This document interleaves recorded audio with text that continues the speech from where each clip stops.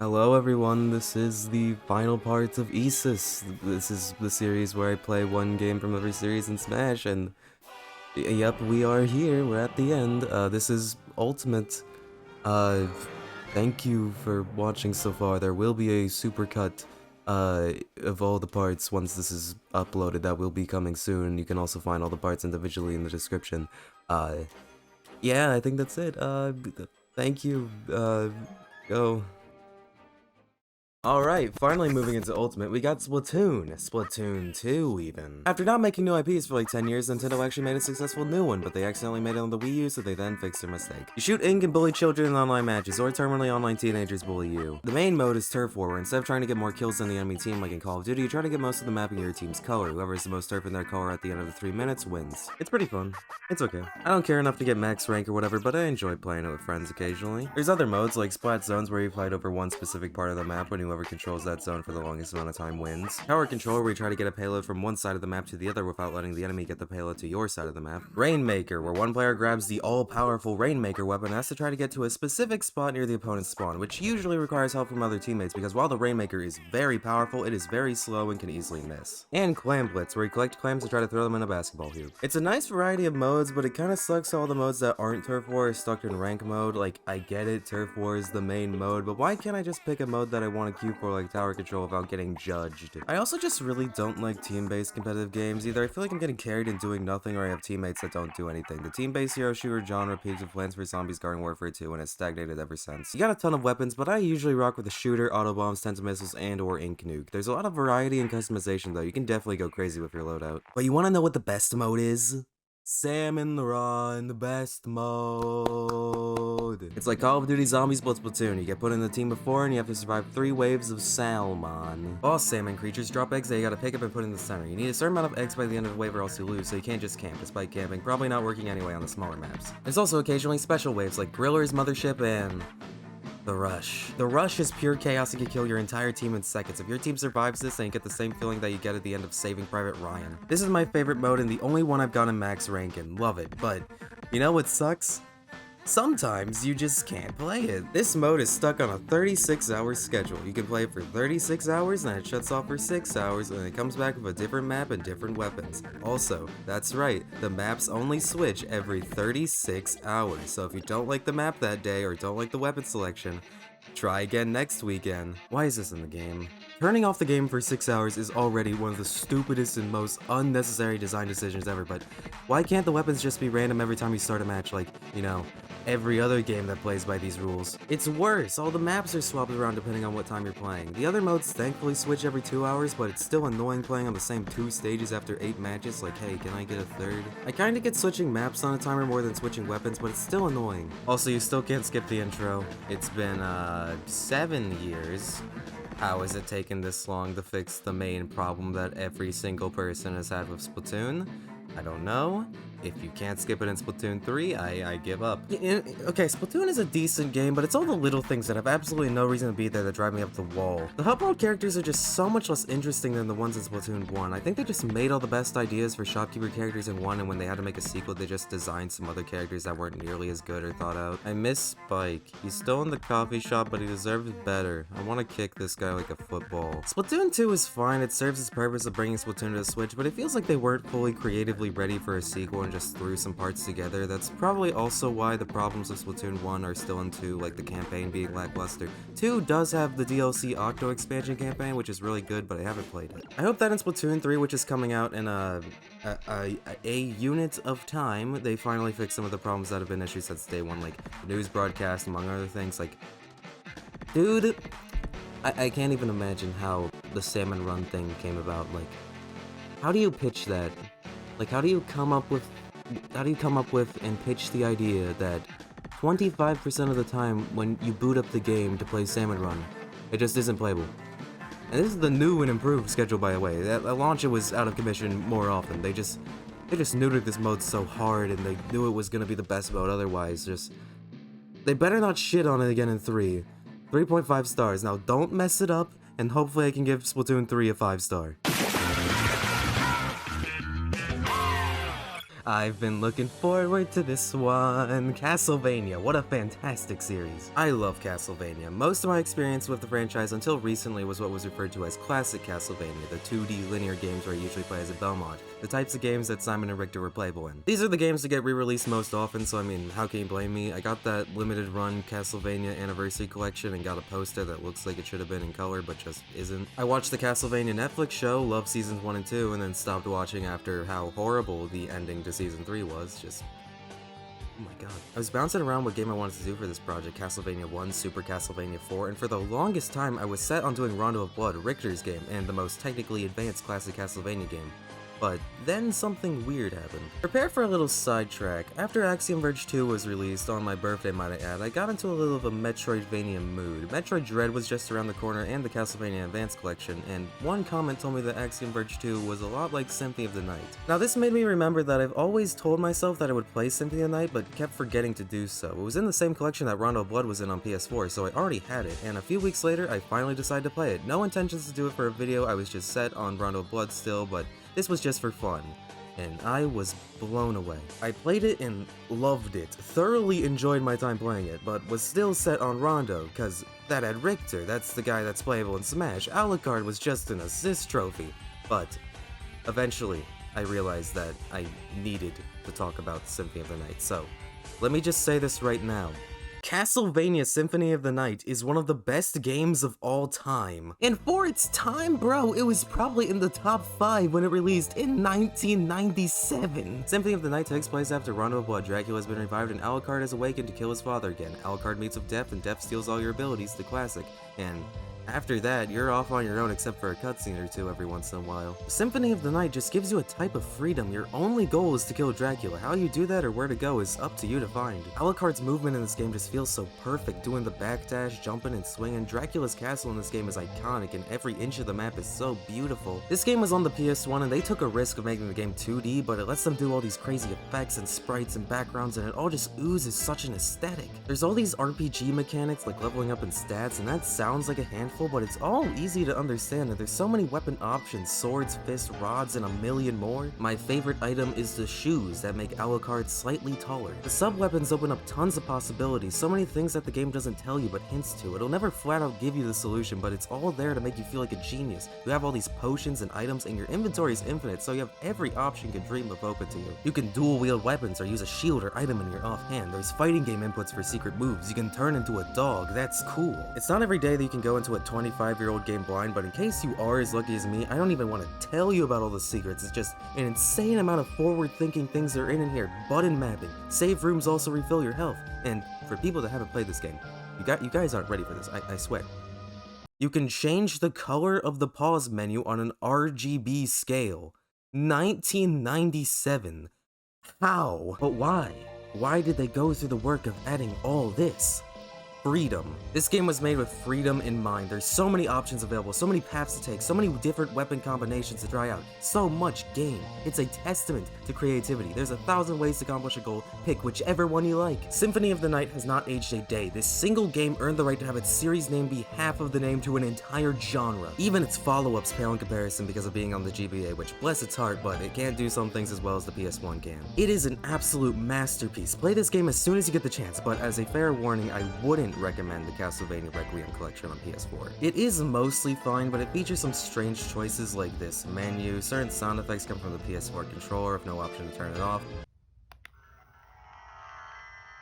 And changing the voice acting from the original iconic lines. Ha! Mankind! A cesspit of hatred and lies! Fight for them, and die for their sins! Boo. It is playable, it is Symphony of the Night in its entirety, but it sucks that this game hasn't gotten the same re-release treatment that its older siblings get. It not being in the Advanced Collection feels like an injustice. Again, I must reiterate, this is one of the greatest games of all time. It feels great 25 years from now, and it'll feel great 25 more years from now. 5 stars. Hello, it's future me here. Apparently I forgot to add this in. I could have sworn I wrote this in, but I guess I didn't. I'm 90% sure I did, but I didn't apparently. The game that I cried at that I mentioned during the Xenoblade section was Symphony of the Night. The part that I cried at was in the flipped castle when you go to the library and they play Lost Painting. I I will not specify why I cried at this song specifically, but yeah, the soundtrack in this game is so good that it brought me the tears, so take that for what you will. Yeah, fucking 5 stars, masterpiece.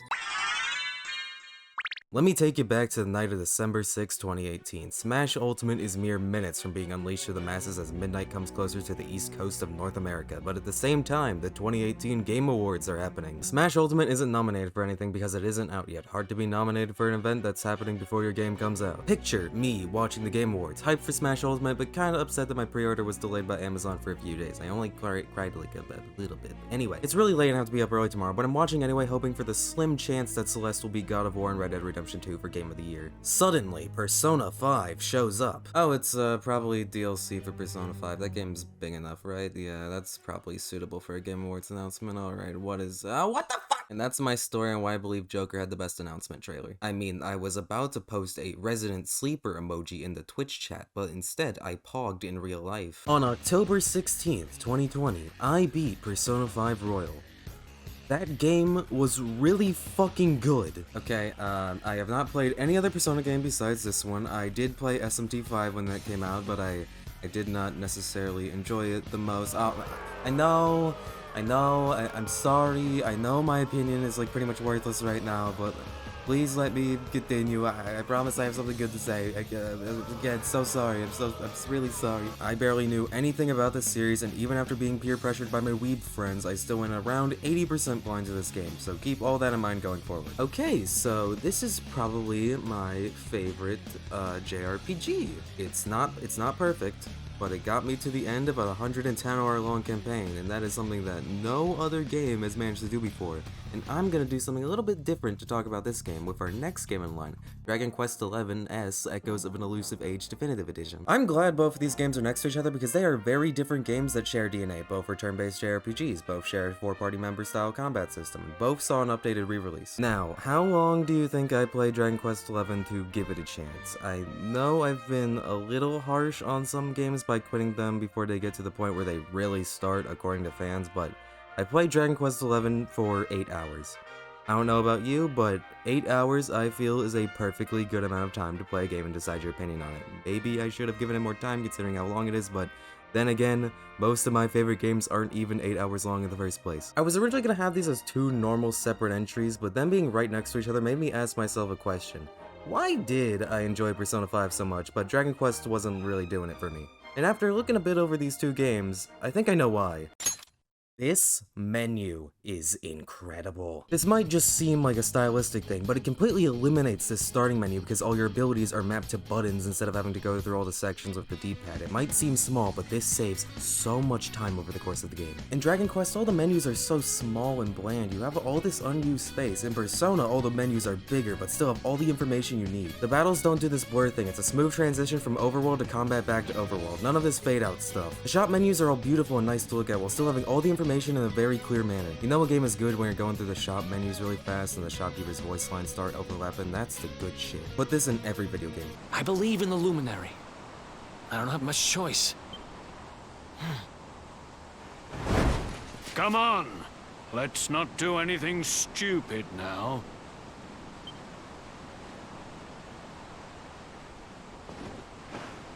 He's blue. Dragon Quest shops and menus are very basic to look at, and when I'm gonna be looking at this stuff for the entire game, I would like something that's just a bit more than the bare definition of a menu. Dragon Quest combat system is very static. You do an attack, your opponent doesn't attack, you will take damage and have to use healing items no matter how skilled you are as a player. There is stuff like status effects and buffs and debuffs and moves that involve 2 characters, but from at least the 8 hours I played, it is a very simple combat system. Persona 5 Royal's combat system has a Pokemon type weakness system and has the one more mechanic, so that when you down an enemy you get at their move, you can pass this move to another party member. Not only does it still count as one character's one turn, it also powers the person you pass it to up, and if you keep passing it to every person in your party, the final guy can do any ability for free using no magic. If you knock down all enemies, you go into an interrogation where you can ask the enemy to become your persona, get money of them, or ask for an item, but if you say the wrong things or push your luck too much, they'll retaliate and instantly end your team's turn. Alternatively, in the interrogation, you just kill them with these beautiful all-out attack animations, but the enemy can also one more you if they hit your weakness. The soundtracks, I mean, it's not even really fair to compare them, and they really shouldn't be compared, but I'm going to anyway. Dragon Quest XI's soundtrack is this orchestrated Disney movie type deal, and it's really good. It really works with the vibe they're going for. It's great. I don't really have that many issues with it, especially since they redid the entire soundtrack for the re-release. It's just that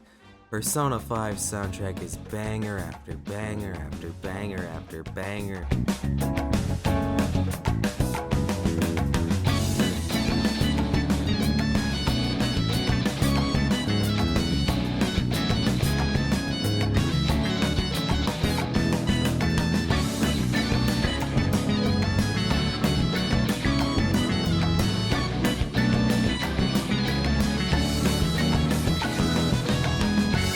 If I had to choose, it's no contest. Persona 5 wins. It's just like that simple. Okay, listen. I'm perfectly fine with British voice actors. It's perfectly fine. It might be slightly annoying for me, but I'm sure there's people out there that find American accents annoying too. It's not a problem. But when you write all the text as if it's being said in a British accent,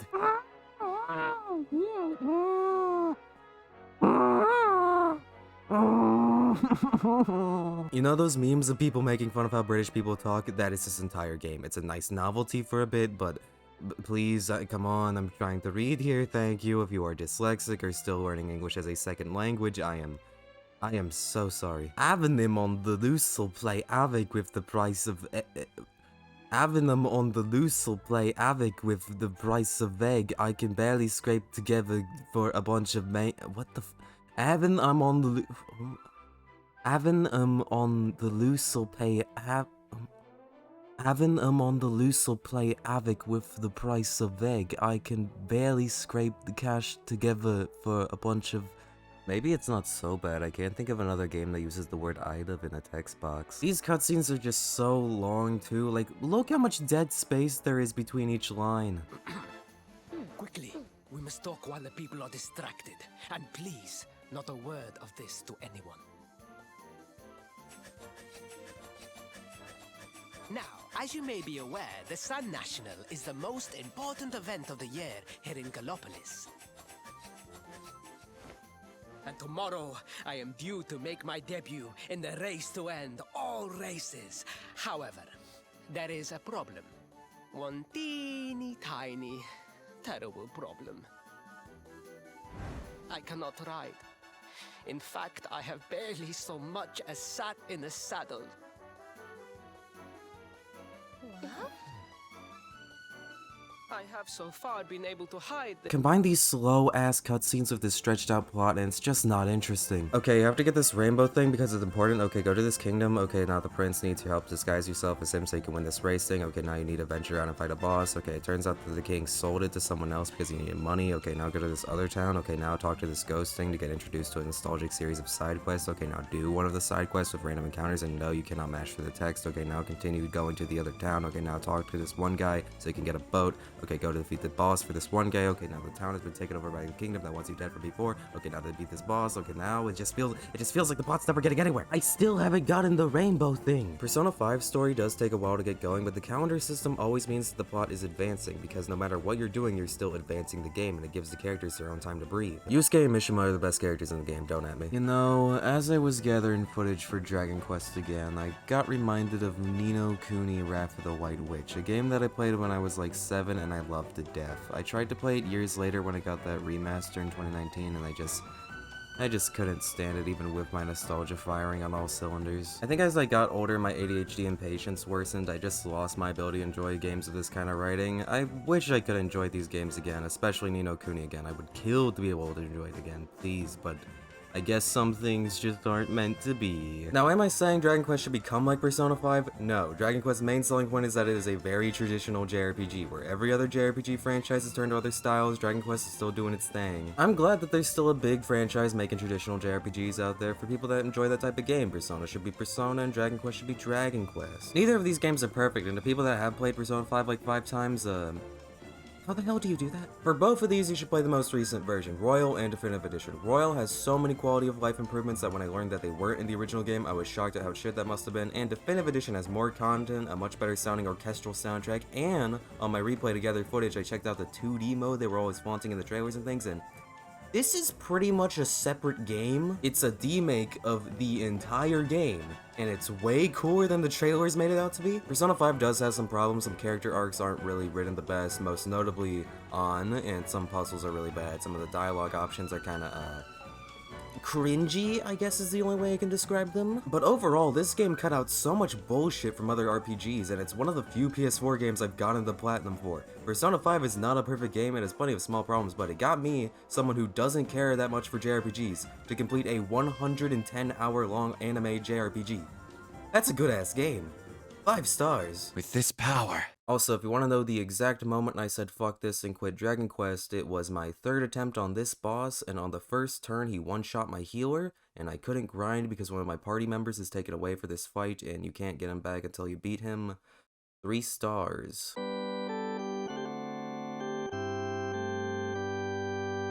Hey, we finally get to my main. Yes, I main Banjo. I genuinely think he is well designed. I will not get into it here though, because that is very hard to prove. I retract my statement.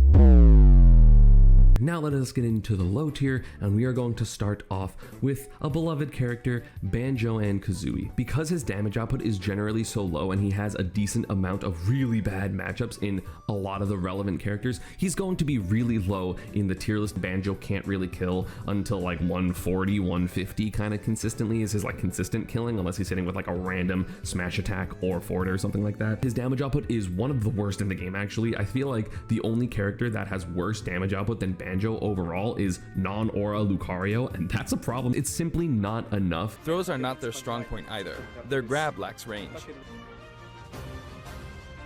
This is also the last game I played blind for this series. Yes, I played Duck Hunt before playing the series my main is from. I don't know what's wrong with me. We're emulating it, unfortunately, as I don't have an Xbox, and also since this is emulated, this isn't the upgraded Xbox 360 version, which sucks, but it's an unfortunate sacrifice, and I refuse to get that Switch expansion pass. You play as Banjo the Bear and Kazooie the Bird as you go and stop the evil witch Gruntilda, who kidnapped Banjo's sister Tootie. You travel up Gruntilda's lair collecting puzzle pieces and helping a cast of colorful characters, yup. Now, I love 3D platformers. They're fun. Specifically, collectathon platformers are always a fun time. Hat in Time, Mario Odyssey, Bowser's Fury, Mario 64, Mario Sunshine, yeah, these games have been kinda dead lately, huh? Now, if it hasn't been obvious, I'm a zoomer.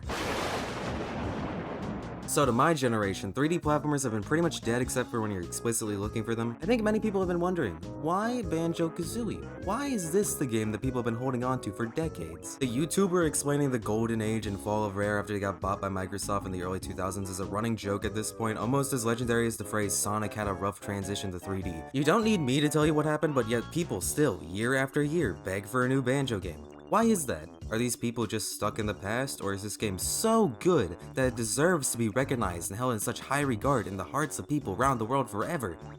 Yes. Yes, it does. It really is that good. It's got some old age on its bones, but it's the heart that counts. The movement is lacking compared to the games that it's inspired, but the levels are so densely packed that it's not that important. Nothing ever overstates its welcome. As soon as a character or minigame is introduced, it moves right on to the next idea, next move, next set of characters. You have enough freedom to do or skip pretty much anything you want. Man, I fucking hate Clanker's Cavern. Don't worry, now I'm in Freeze Easy Peak and I'm climbing a snowman. Then you got that soundtrack. You already know the soundtrack. It's practically royalty free on YouTube. You got Treasure Trove Cove going do do do do do do do do do do do do do do, but then you get to the top of the map and you got all this calming ambience that's so soothing. You got Mad Monster Mansion being all sinister like, ooh, you're in Halloween Town now, little gremlin. But then the Smash team turned it into a certified banger.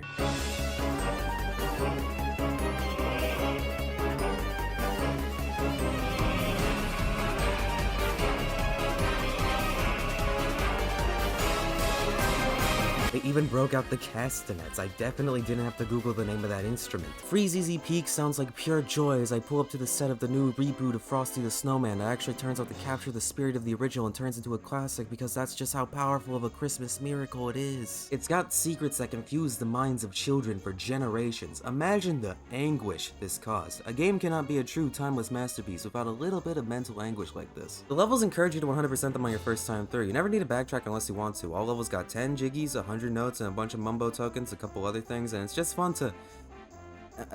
you know what? No. The game is just fun. It's a fun video game. There's no bullshit, there's no hour-long cutscenes or having to worry about it being a major commitment or it ruining your social status. It's just a fun video game. It's got a distinct style and energy that sets it apart from everything else on the N64. If I was like a little goober 5-year-old in 1997, yeah, I'd probably love it and cherish it too. And the fans of this gone but not forgotten series finally getting the character they've championed for in Smash is just a heartwarming tale. Even if the character gets screamed at by Hungrybox, it's almost like the family is back together again. Now, do I think there's ever gonna be a Banjo 3? Probably not. None of the original staff that worked at Rare during the N64 era are still working at Rare today, and even if those new people did make a new Banjo, I doubt it would live up to the hype. Maybe Moon Studios can do something, but I won't hold my breath on it. Even then, I don't know that if Rare never got bought, that Banjo 3 would even be good. I think somewhere along the line, they just kind of forgot how to make good video games. That's kind of mean, but you know, sometimes lightning just doesn't strike twice. But we still have other games that have carried on Banjo's legacy. Playtonic Studios and Yooka-Laylee, a studio literally comprised of former Rareware employees. While the first Yuka game was rocky, Impossible Lair was really good, and they've been publishing a lot of under-the-radar games. Mario is kinda back to collectathons, Odyssey, Bowser's Fury, and everything. Although, where is Odyssey 2, Nintendo, please? Hat in Time, great game, and also, if you really like collectathons, try Metroidvanias! Ultimately, the story of Banjo and Rare is one of tragedy and healing. Some things may never go completely back to how they were before, but that's not important. Enjoy this moment, Rareware fans, and no matter what happens, we will always have Banjo-Kazooie and its rocking soundtrack. 4 stars.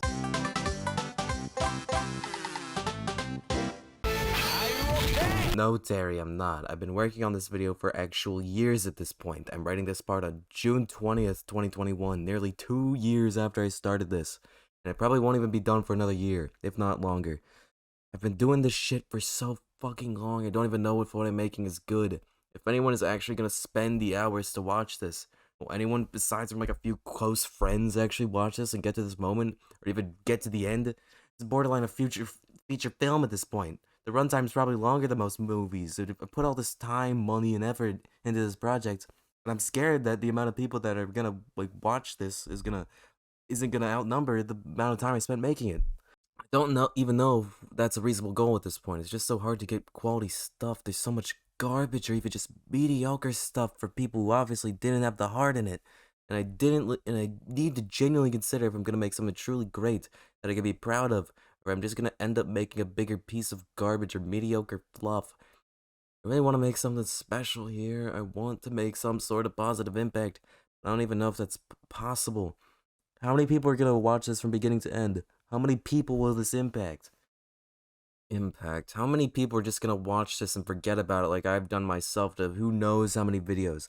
Will people laugh at my jokes? Am I funny? Or are people's standards too low? All this for a game I've played so much that I think I might just hate it now. Well, if I want even a shot at it, then I probably need to finish it. Well, I gotta finish it. It's a long, tedious process, but I gotta do it in hopes of being rewarded for my dedication. I gotta do this. Only got 5 franchises left. Hit me with all you got, let's finish this. So, we're gonna be playing the arcade arcade. Release Fatal Fury, Garou, Mark of the Wolves, or just Garou, Mark of the Wolves. Mark of the Wolves, well, according to 2 comments on Twitter, this was the one to play, and I have absolutely no way of finding these 2 comments again. I don't really care to either. If you have any complaints, please send them all to this address. Now, I actually picked probably one of the worst games I could have picked because it is technically not a King of Fighters game or a Fatal Fury game, despite being named Fatal Fury Garou on the Dreamcast in North America. But I think I'll get base points from SNK fans, so I'm keeping it. Also, it technically is the last Fatal Fury game to be released, so maybe that's something. It's got all your favorite guys: Terry, Rock, Freeman, B, Janet, but the gang's all here. The graphics are ooh. Now that's some good sprite art. Man, fighting games just went off with their sprite art from the late 90s, early 2000s. This game's main gimmick is the top system, where you get to choose the first, middle, or last third of your health bar, and when you're in that range, you gain access to some special moves and some minor buffs. You know what I love? Obscure fighting games. I just love watching people who know an extremely obscure game with no player base at the top level. It fills me with joy. Lethal League, JoJo Heritage for the Future, anything. I love it.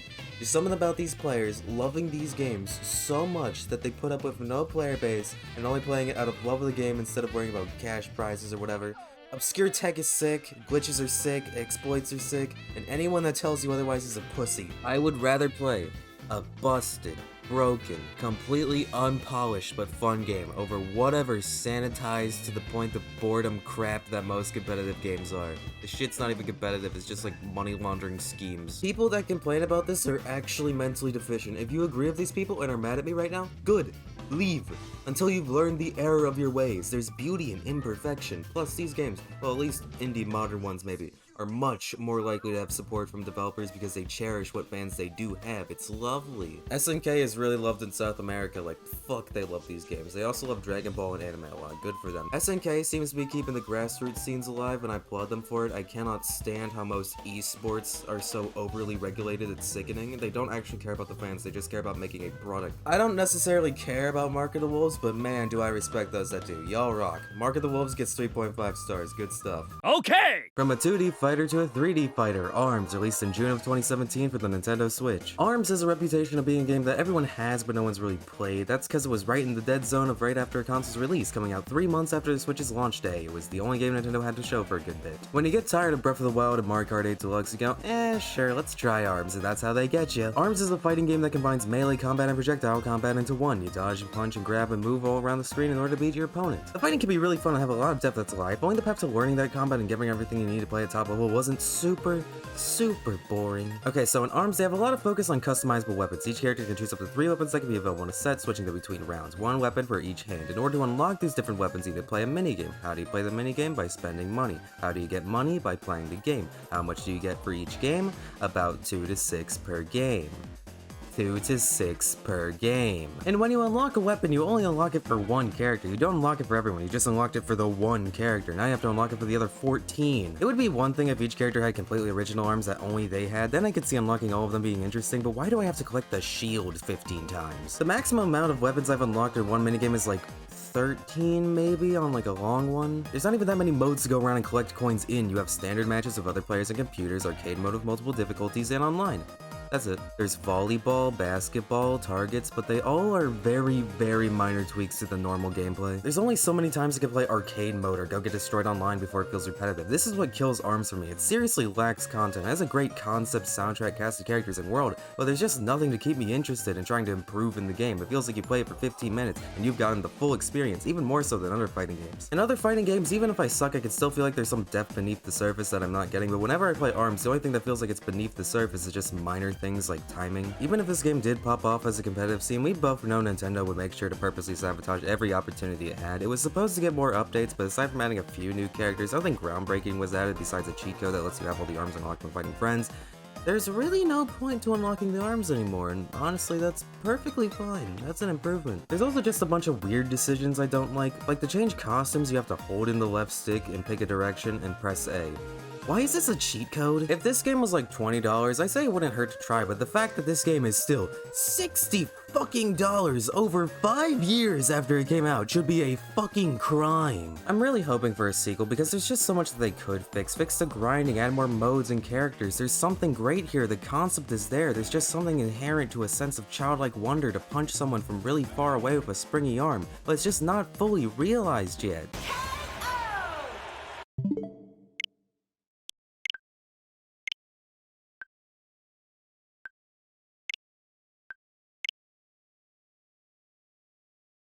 Two stars. Well, it's here. Minecraft. Where do I even begin? I mean, like, it's Minecraft. It's the biggest game ever. Where am I supposed to even start with? Okay. I watched a lot of Minecraft YouTubers as a kid. A lot of them are gone now, but it's nice that some of them are still around. I played a lot of Minecraft Pocket Edition. I love Pocket Edition so much, but I can't play it now because I don't want to spend $7 for it again. I love so much of Minecraft and have so much respect for it. It's not even a game really, it's a tool. It's used in schools. The community for it is practically endless for everything it's done. There's millions of maps, minigame servers, speedruns, animations, YouTube videos, everything, but even though I will forever hold this game with so much respect for completely revolutionizing gaming as a concept and opening up so many doors for people and things, I realized I never actually beat the game legitimately. Killing the Ender Dragon and all that. I decided to do that for this series. No cheats, no creative mode, 100% legit. I thought it would be a fun way to relive the memories, and it was. I found a village alongside the ice, started mining, and found a massive cave that led down to lava. It was relaxing. It was fun to just find diamonds, kill enemies, melt ores and everything. The music is one of the most iconic soundtracks ever made. Natural for one of the most played games ever made. I was having so much fun, and then I got to the Nether. The Nether was always kinda bad, but the updates they've done to make me dislike it more. There's just so much stuff I gotta worry about now, but I was pulling along, trading with the piglins and everything, wearing the gold, and then I died. Ran back to grab my stuff, and a good chunk of it fell into lava, my diamond pickaxe most notably, but I was gonna be fine. And then I died again. and again, and again, and then the portal broke. I didn't have any way to relight it, and now I was fucked. All my stuff was gone, I was fucked. I decided to cheat. I put on creative mode and was ready to find the Ender Dragon, but then I got to the stronghold and I couldn't find the portal. I messed around for like half an hour and then gave up. The actual game part of Minecraft can be incredibly annoying. I don't like this kind of you die, you lose all your stuff, which is weird because I like roguelites so much, but I think that keeping some of your progress just without your items is more insulting to me. So I lost my main challenge. I don't think I'll ever beat Minecraft legit, but I will recount a tale from my childhood. When I was but a wee lad, my brother had an Xbox 360. You know how we love to play Minecraft on that shiny Microsoft 7th generation console. One particular day when my brother was out, I started another Minecraft world because I had like 7 and always kept abandoning them. In this world, I made a treehouse out of a bunch of trees that were placed very, very close together so that the leaves were touching. I hollowed out the inside of these leaves while leaving the actual wood part intact so that it wouldn't disappear. I got very far in this session, made beds, got at least up to iron armor, and got lost a lot and spent at least 30 minutes trying to find my house again. I played this for a very long time in my brother's room, having fun. When my brother got home, I showed him my treehouse and he was impressed with it. Later, my sister came into the room and also said my Minecraft house was good. As we were all huddled around the TV, enjoying the beauty of a fun video game, my sister hit the console power button with her foot, turning off the Xbox. This was before auto-saving was added and I had not saved, so my entire world had been deleted, erased from this plane of existence, never to be seen again. I cried that night. Probably the day after as well. Minecraft is so much more than just the actual game. It's an experience. There's so much in Minecraft. Redstone, complex builds, mushroom biomes, hero brine, the far lands, the new end content, the infinite amount of mods, the rumors, the dungeons, the illagers, the hidden mansion, Minecraft story mode by Telltale Games, and that's not even scratching the surface. It truly is an endless game. And I sorta like how Microsoft has let it stay relatively pure. Like, think about it, they could make this game have an update every week with the entire animal kingdom and so many monsters, and that would be awesome, and the game would have constant blah blah blah blah blah blah blah blah. But no, they only just add an update to caves. It's kinda nice to have this game be the way that it is. I will say that the Bedrock console versions are kinda scuffed, the load times are very long, I've had worlds corrupt to be unplayable, my friend even had a Switch brick because of Minecraft. This is pretty inexcusable, but it is technically Minecraft on every platform. There's so much about this game that I and almost every kid growing up will cherish. Even if I've moved on from Minecraft, I always check back in to see what's up, because it's so nice to see that it's still here. I am perfectly content with it as the biggest game of all time, because just making a new world and walking in a direction, taking in nature, even in its blocky glory, is a relaxing experience for the soul that I don't think any other game has captured so elegantly. 5 stars.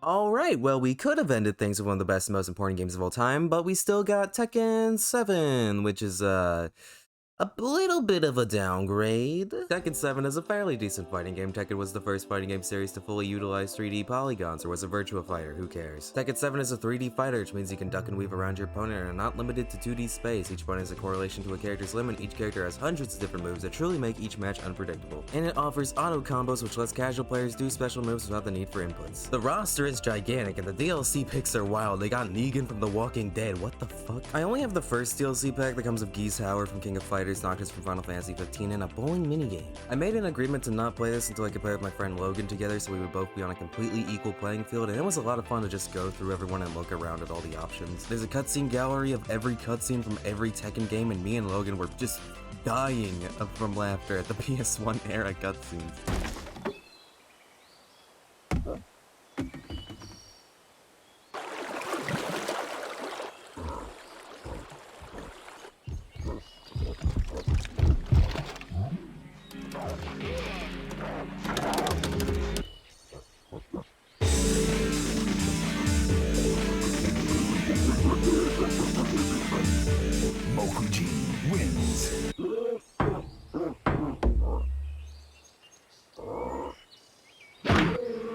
Tekken 7, it's incredibly well polished, has a ton of fun to be had, the community has proven to have a long-lasting relationship with the series, and all of that truly shows how good of a game Tekken 7 is.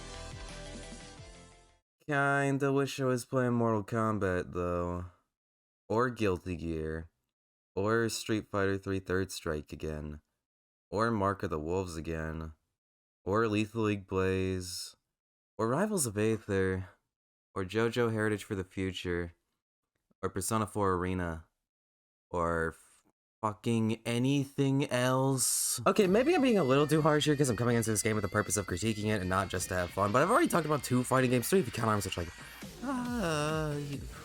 ooh. And I'm just getting sick of repeating myself. It's also just the little things that are starting to bug me. This game taking super long to load into matches and the lack of rollback are really just things making me salty right now. Rollback is magical internet witchcraft that makes the game lagless online for those that don't know. It's just so annoying when so many other fighting games just let me jump right back in. Guilty Gear Strive, you can rematch in under 10 seconds. That's a newer game running on the same console. It's just a little ridiculous. Also, rollback should just be the standard for fighting games once Guilty Gear Strive launches, but I'm sorry, but any game without it just feels like I'm playing a fossil. No crossplay is stupid. You're a multi-billion-dollar company. Grow some balls. Like, okay, the game is extremely well made, has a lot of care, the graphics are very graphically good, the soundtrack is an all-around banger, I just don't have any attachment to it. If I was playing this game when it was like new, maybe I'd feel different. I did have fun with Tekken 7, but it just reminds me of how much stupid crap they put in these games. I just have absolutely no desire to go back to it, and when I've said what I've wanted to say 2 other times now, I just wish I was playing something that's better in every regard. 3.5 stars. I don't have the heart to give it anything lower, but just know I'm giving it the stink eye. Quiero.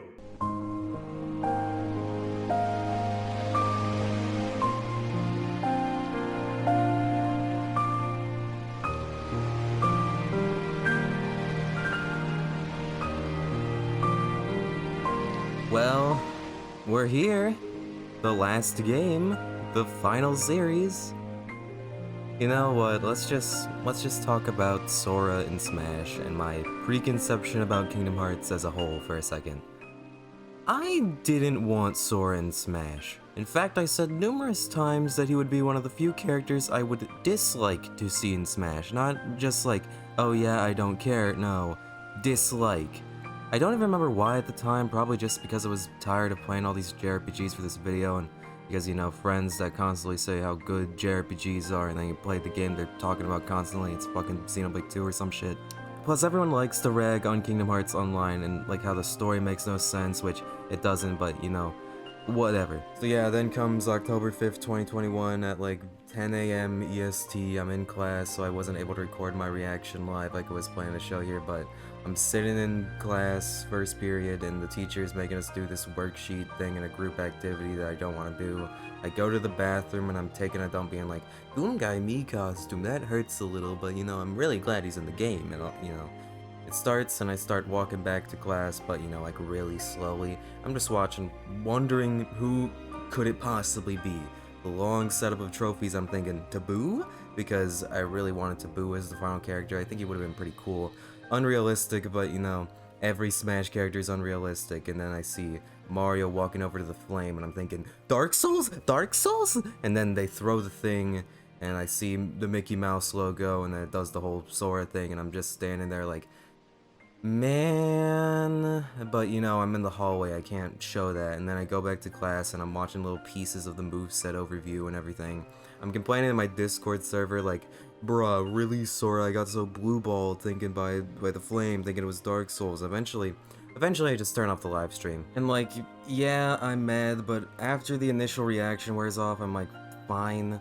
Looking back, I don't think there's really anyone else that could have been the last character. Sora just seems like the most fitting, I guess, but I bought the Kingdom Hearts whatever collection for 15 bucks at a GameStop like 5 months beforehand and never touched it, so I got home and that night I turned it on and decided to try Kingdom Hearts 1. After the most aggressively 2000s intro cutscene in human history with the pop song, something strange happened as I played through. I couldn't really get mad at it. Not literally, of course, I was getting mad at some of the PS2 jank, like the camera and the collision being wonky and whatever, but like, I couldn't get mad at the game like I had been at it. It felt like going into a neighbor's house. The PS2 was a little bit before my time, my family's first console was the Wii, but as I was playing it, I realized that this was probably the perfect game for many kids in 2002. If I was like 6 in 2002, I probably would have eaten this up. I don't I don't think I would have known what I was doing or where to go, but I probably would have just walked around until I found out, like I did playing Wind Waker HD, just wandering around until I found out how to progress. Seeing all the Disney worlds and everything, like Alice in Wonderland and Hercules, movies that even if you haven't seen as a kid, you kinda know that slightly that they exist. The music is just nice. It makes me think that, like, what's the difference between this and, say, Zelda? Actually, no, scratch that. Even something like Skylanders. Just an adventure game for kids with fun characters and levels and enough content to keep a little baby kid having a good time. Now, obviously, looking back, there is an obvious difference between all of these, but if you're like 6 or whatever, you just play whatever. It's just different flavors of childhood. I didn't have a PS2, but a lot of other people did. Can I be mad at them? No. And why should I be mad at a game like this? It didn't do anything wrong, at least not yet. All the side games with the story shenanigans and Kingdom Hearts 2 releasing 3 days before Christmas can you imagine the balls they must have had to do that? Imagine that happening today. It would have been scalped to shit. Everyone would have been getting mad. It would have been on the news. Maybe it did go like that, how would I know? In Christmas 2005 it was looking like this. I did the first 3 Disney worlds, Alice, Tarzan, and Hercules, and I just found a sense of, I don't need to complete this game. I felt like there was no point. This wasn't part of my childhood, and for me to play through the whole game and be like, oh yeah, the combat is kind of aged, and the dialogue is weird, and the story is convoluted, and Sora is dumb. Like, no. I don't want to do that. The fact is that this game wasn't meant to be played in 2022 by me as part of a dumb project series where he plays a bunch of video games out of obligation. No, it was meant to be played in 2002 by a bunch of 8-year-olds that were given this game at birthdays and Christmas, and their parents would see Donald and Goofy and Disney stuff on the box. The developers are going to make sure that they were going to get a good game. I'm playing a remaster, but I can see how this kind of world would be groundbreaking for the time on a technological level. Looking at the areas in first person, looking at the 101 Dalmatians, I can see how kids going from this to this, just being mesmerized. If I was a kid, I probably would have spent like 7 hours just walking around Destiny Isles not knowing what to do. And you know, I think I didn't give Kingdom Hearts enough credit looking back, because after I noticed there were a lot more references to Kingdom Hearts and things than I realized before, and definitely more than I would think for just another JRPG series. Sense. 6 Sense. Haley Joel Osment. What's going on here? You're under arrest, Haley. For murder. Okay, why not? I'll go with you guys. There's no point in me treating this like any other game here. I'm unqualified to talk about it. Even if I beat the game fully, even if I 100%ed it, it doesn't matter. The truth is of this series, this reviewing marathon, for some games I worry I'm not giving them enough credit because I'm coming in under the pretense that I'm supposed to play it and talk about it and collect footage, and I have to find problems with it and give it a score and blah blah blah, but here, I don't know. This is childhood. Not my childhood, but it'd be unfair for me to review it and be harsh on it. And they fixed all the problems in the sequel anyway. What am I gonna say that's a new informative take? The fact is that Smash has grown so big that you're not supposed to be a fan of every series. You were never supposed to be a fan of every series. It's insane to think that Kingdom Hearts is in the game now, this series that means so much to so many people. And I could have been one of them if the cosmic dice rolled slightly differently. Who am I to say no to them? Who am I to say that this thing they liked is worse than the thing I liked? Both of these things are good. It's honestly freeing. I'm free. I'm done. I'm done. I'm actually done. Welcome to Super Smash Bros. Ultimate. I hope it's everything you've ever dreamed of and more.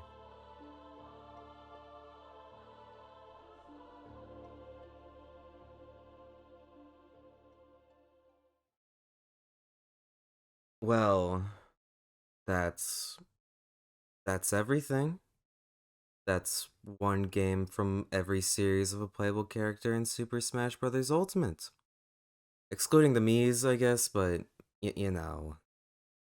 But I have the feeling that I have one more thing left to do.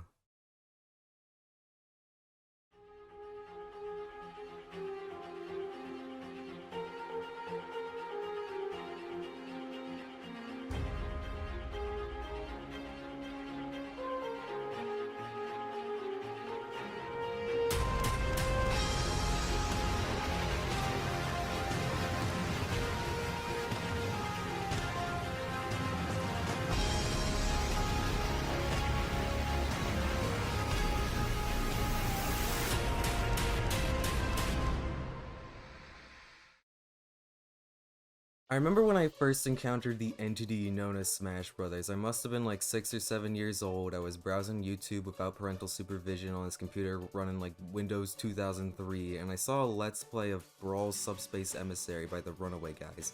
I didn't know who any of these characters were besides like Mario, Yoshi, Luigi, and Sonic, but this game still captivated my young brain. It's such a weird game because its very mechanics are a subversion of traditional video games, but I still barely knew what video games were at this time. The only games I had played were like Minecraft, Wii Sports, New Super Mario Bros., Mario Galaxy, and whatever my mom could find at the store for DS that was like 20 bucks and under and had fun box art. Making this a more confusing matter to decipher was that I was watching the Subspace Emissary. I didn't know that there was an entirely different mode, let alone that this is only technically a side mode to the actual game. If you take damage, you fly further, and if you fly too far, you die. But to kid me, I remember thinking, but if this is like Mario trying to get to the end of the level, why not just take a bunch of damage and then go zoom to the end?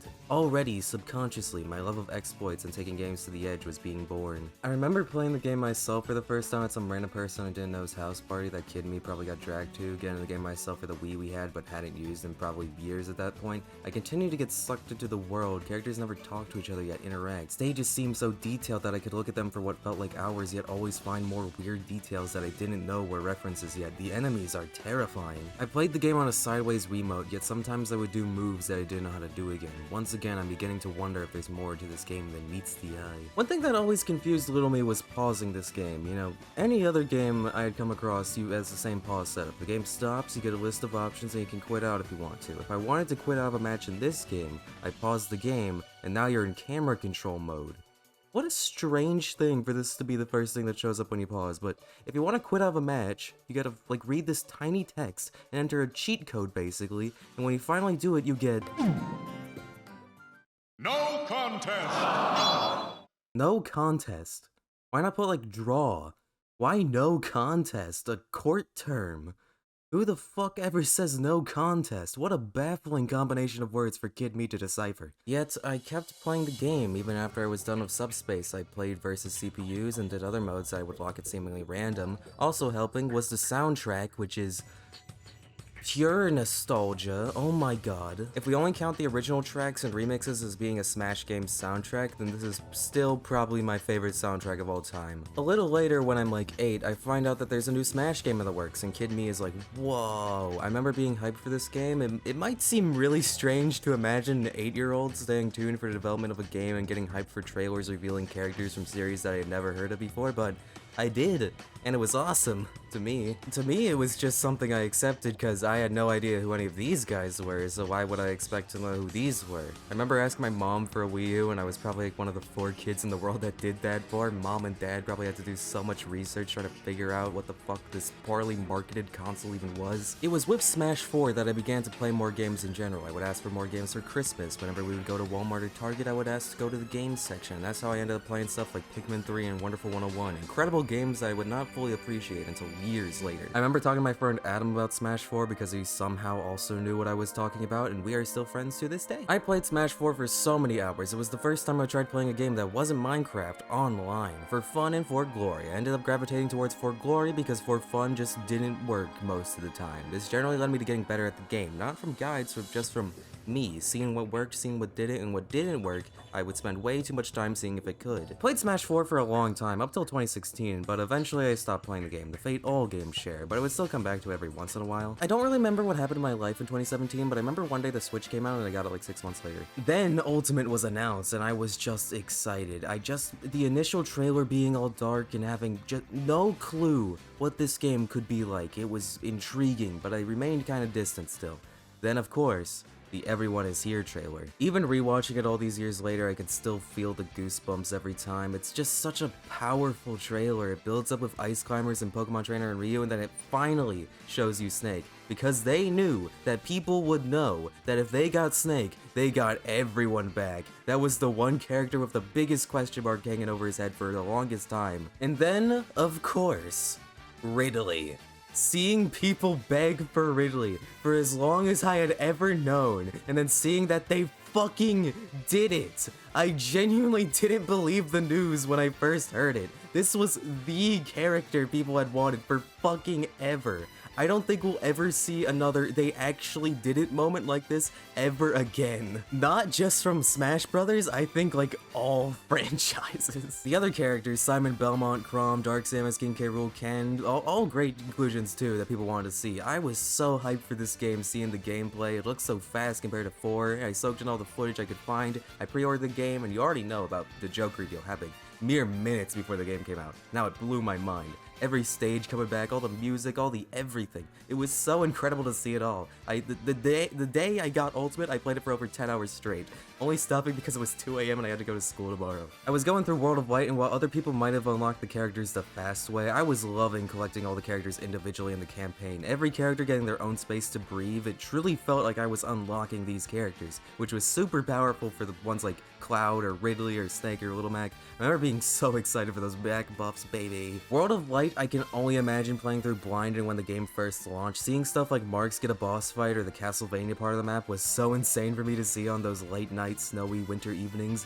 I can't imagine playing through it now. Having to unlock all the characters would probably seem like a chore instead of an exciting new experience. With how long it is, I would probably end up feeling really bored. But I wasn't on those first few days. I was in heaven.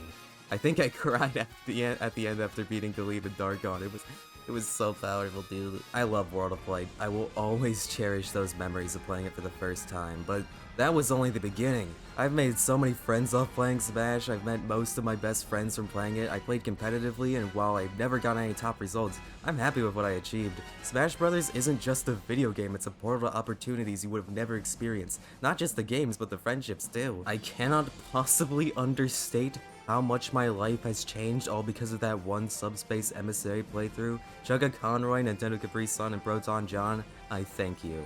And Masahiro Sakurai for making my favorite franchise of all time. But, what do we do now that it's over? Is it over? I think there probably will be another Smash game, maybe even 10 years from now, but I don't know if I really want it. I don't want Sakurai to make another Smash game. I really want him to be free to work on whatever new IPs and games he wants to make. I think he's the only person that is worthy of making Smash Bros, but I want to see more of what he's capable of. Smash Brothers is so large that making a new game that has even more content than Ultimate from the ground up is basically impossible. The only reason Ultimate is as big as it is because they had Smash 4 as a base. I just don't think another game could do what Ultimate does and then some. Smash is just completed. I don't think finished or done is the right term. Completed. I'm glad we didn't get a Fighters Pass 3 because I think if it kept going on for any longer, it would have started to scrape the bottom of the barrel. Some of the later DLC characters I disagree with balance-wise in a lot of aspects. I think Sephiroth was the most perfectly designed character in Fighters Pass 2.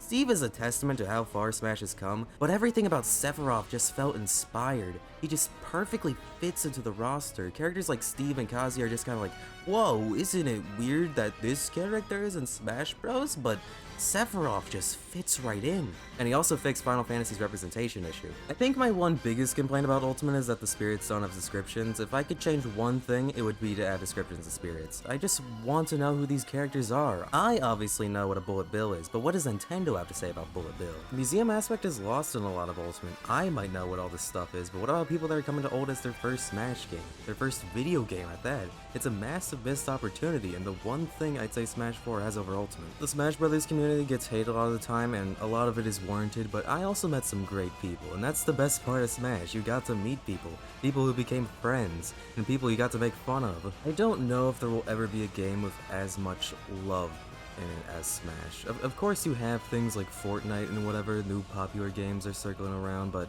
Smash was different. Smash Brothers is completed, but it's far from dead. Ultimate will be played for years to come, Melee will still survive like it always has, and the influence that Smash has radiated will live on forever. There's been entire communities, series of games that have prospered because of Smash, and the creativity will live on in other platform fighters, or even games that just encourage good movement, or games that want a big cast of characters. Smash may be over, but the story of us, you, me, we, all of us, isn't.